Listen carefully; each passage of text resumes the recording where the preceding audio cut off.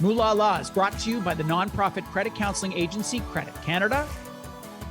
Selling your home is an expensive proposition given the commissions that realtors earn. You don't really think about it like the price of a car because you don't pay it in that way, but it's a significant chunk of change. In fact, it probably is worth the price of a car.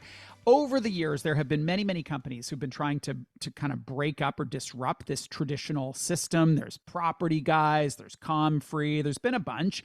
And in other parts of the world, companies like that have done very well. We're going to talk about another digital real estate platform. It is called Wahi. Its CEO, Benjy Katchen, is here to talk more about it, how it works, and what they are hoping to achieve. Hello, Benjy. Hello, how are you? How does Wahi work?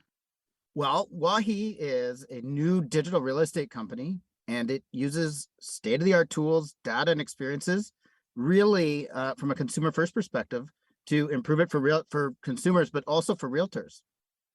Give me an example.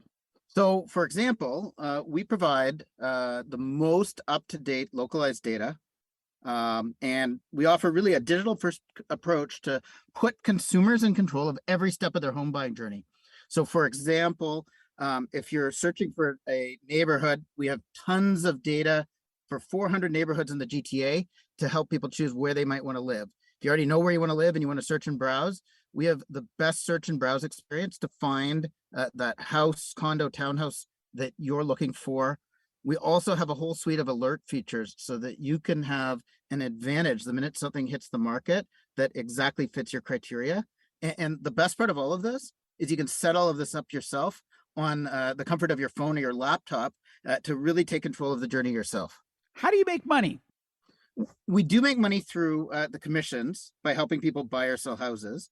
However, because we're able to put consumers more in control, we're able to charge significantly less than what the typical real estate commission is.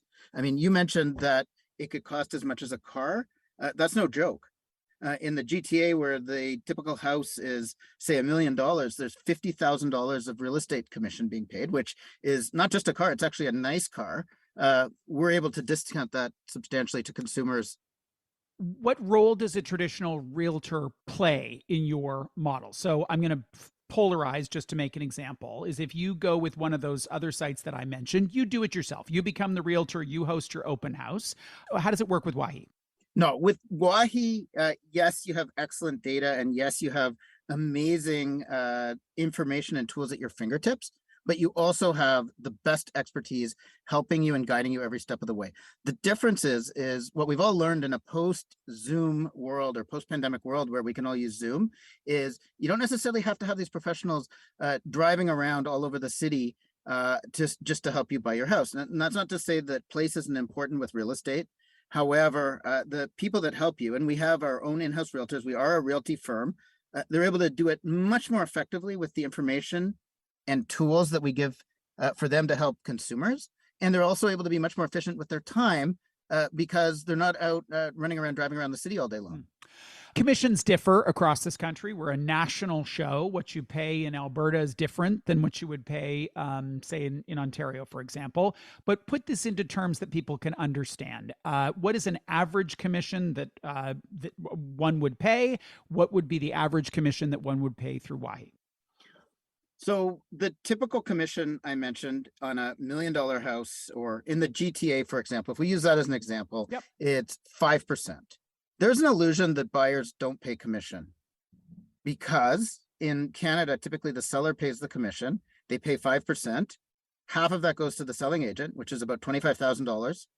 However, the notion that the buyer doesn't pay, in my opinion, is simply false because what happens is the seller agent then transfers another $25,000 to the buyer agent.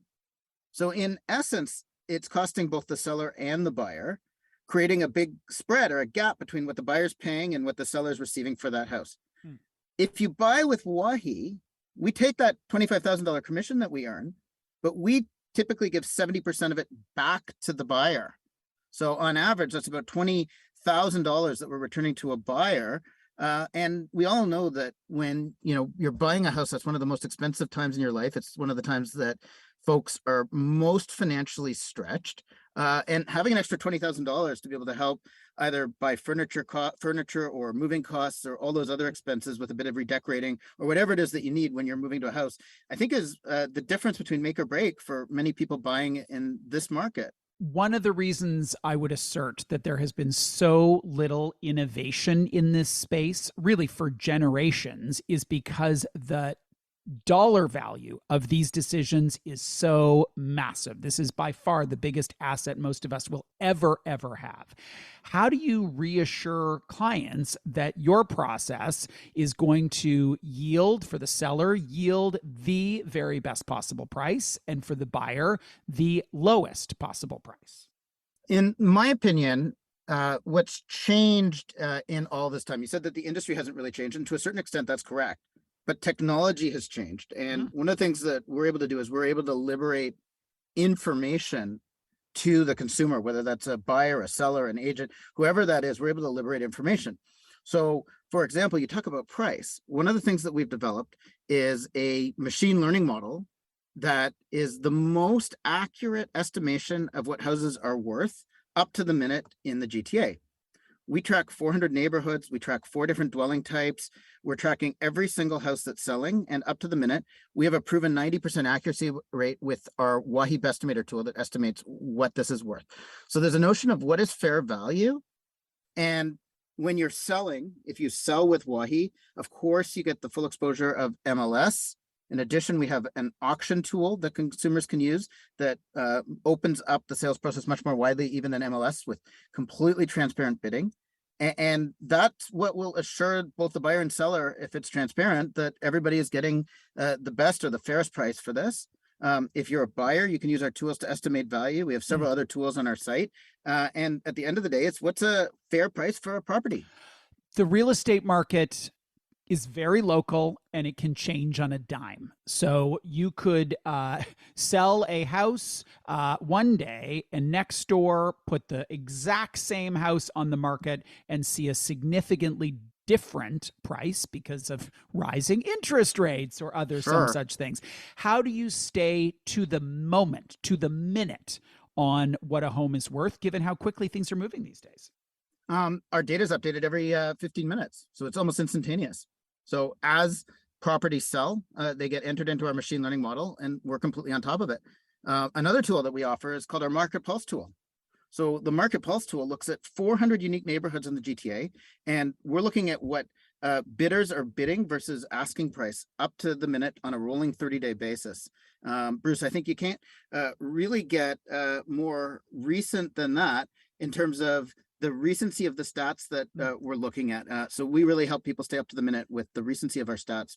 You've got an auction model. How does that differ from other real estate auction companies?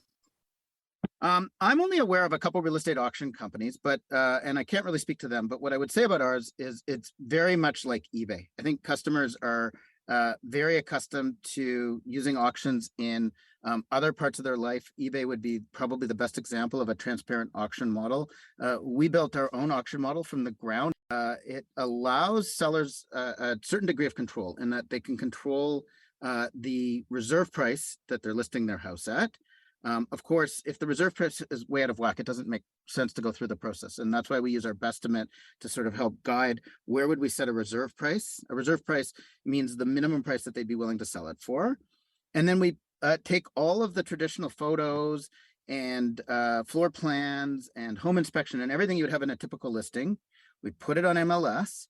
And after several days of showings, if the seller prefers to sell via auction, we list the auction and we give buyers 48 hours to bid on the property.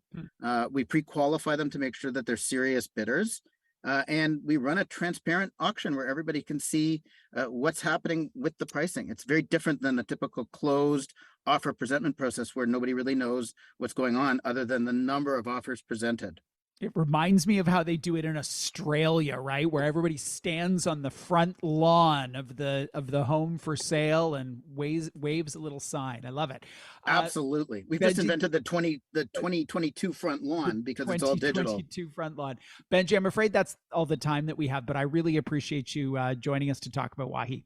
My pleasure. Thanks very much, Bruce. Benjy Katchen is the CEO of Wahi. It is a digital real estate platform. And I'm going to keep my eyes on this. I've been talking about a lot of these kinds of organizations over the last 10 or 15 years, and we'll see what they can do to shake things up a little bit.